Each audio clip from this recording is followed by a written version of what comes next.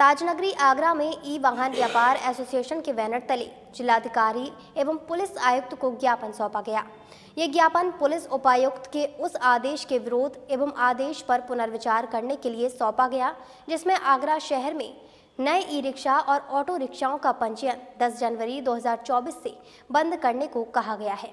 Police और प्रशासन को ज्ञापन देने पहुंचे आगरा ई वाहन एसोसिएशन के पदाधिकारियों ने विरोध प्रकट करते हुए अपनी समस्याओं को जाहिर करते हुए बताया कि शहर में यातायात व्यवस्था को बिगाड़ने की बात कहकर अधिकारियों ने ये फरमान सुनाया है, लेकिन यातायात व्यवस्था के बिगाड़ने या जाम लगने की असली वजहों से मुंह फेर लिया है।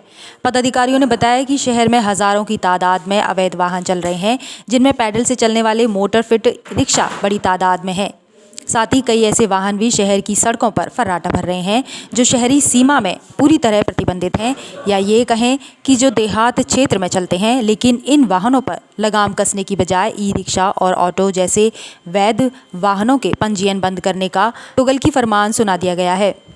इन लोगों का कहना था कि इस आदेश को यदि धरातल पर अमल में ला दिया गया तो इन लोगों के परिवार भुखमरी की कगार पर पहुंच जाएंगे और हजारों लोगों के सामने रोजी रोटी का संकट खड़ा हो जाएगा।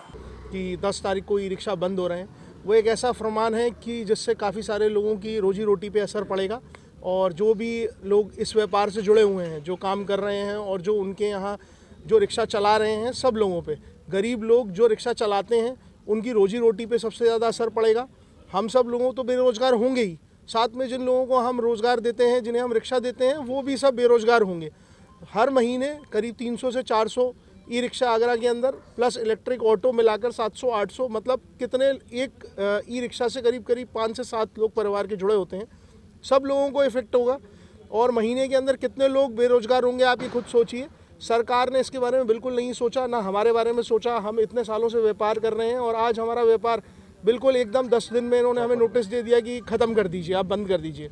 हर किसी के अपने अपने सर्कमस्टांसेस होते हैं, किसी के बैंक से लोन है, किसी का कुछ है, किसी के बारे में कुछ नहीं सोचा गया। सुनवाई नहीं होती तो आगे इशू का क्या निर्णय है? अगर हमारी सुनवाई नहीं होती है तो हम आगे ज्ञापन अभी देने आए हैं, उसके बाद हम आगे जैसे भी जो कार्रवाई होगी, धरना प्रदर्शन हम करेंगे और जो भी हमसे बन पड़ेगा हम करेंगे। हम लोग यहाँ पे पुलिस आयुक्त महोदय के यहाँ आए हैं।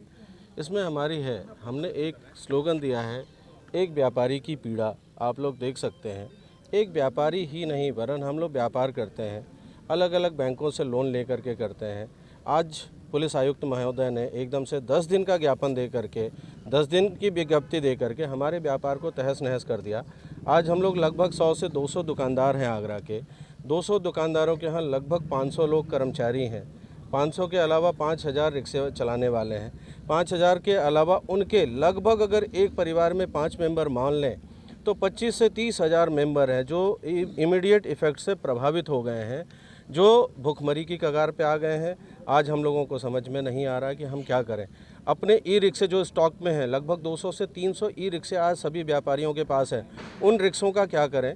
अगर शासन प्रशासन के पास कोई व्यवस्था है, कोई वैकल्पिक व्यवस्था हमारे लिए है, हमारे रोज़गार के लिए, हमारी रोजी रोटी के लिए है, इमीडिएट प्रभाव से बनाएं।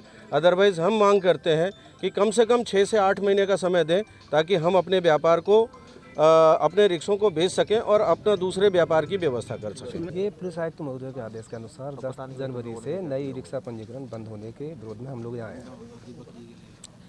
ई रिक्शे से हम ही लोग, व्यापारी लोग नहीं, गरीब परिवार भी जुड़े हुए हैं। ई रिक्शे से पंचर वाले, चाय वाले सारी से जुड़े हैं, तो इसके विरोध में हम लोग यहाँ ज्ञापन देने के लिए आए हैं। क्या अब आगे की रणनीति आपकी लगेगी की, जिस तरह से आप लोग ज्ञापन दे रहे हैं, आपकी सुनवाई नहीं होती है तो क्या रहेगी आपके आगे? अभी हमारा प्रशासन से यही है कि अब इस अपने विचार पर पुनः विचार करें, गरीबी को देखते हुए, गरीब परिवार को देखते हुए ये उस पर अगर दोबारा से विचार करें तो ठीक है, नहीं फिर आगे हम मुख्यमंत्री महोदय और आगे की कार्रवाई फिर करेंगे। अंदर रोजगारी बनेगी। दूसरा यह है कि माननीय नितिन गडकरी और वित्त मंत्री सीतारमण जी ने बिल्कुल ये निर्णय दिया गया है कि बैटरी ई रिक्शा और बैटरी गाड़ियों को प्रोत्साहन दें। इसीलिए उन्होंने GST पोर्टल पर हम लोगों से 5% टैक्स लेते हैं, बाकी से 28% लेते हैं। गवर्नमेंट को ये भी देखना चाहिए। दूसरा, आयुक्त महोदय को ये देखना चाहिए कि आगरा के अंदर 2500 कार पर मंथ रजिस्टर्ड होती हैं, उसके कारण भी जाम लगता है। दूसरा ये भी आज के अखबार में भी दिया हुआ है कि 3000 कारों ने जाम लगाया, जबकि ये कहीं नहीं दिया गया है कि बैटरी ई रिक्शा ने जाम लगाया। बहरहाल ई वाहन एसोसिएशन के पदाधिकारियों ने अधिकारियों से ज्ञापन के माध्यम से इस आदेश को वापस लेने की गुहार लगाई है। साथ ही यातायात व्यवस्था को बिगाड़ने की असल वजह तलाशते हुए उन वजहों पर काम करने की मांग की। लेकिन देखने वाली बात ये होगी कि पुलिस प्रशासन के आला अधिकारी इनके इस ज्ञापन को संज्ञान में लेकर इस मामले में क्या कदम उठाते हैं।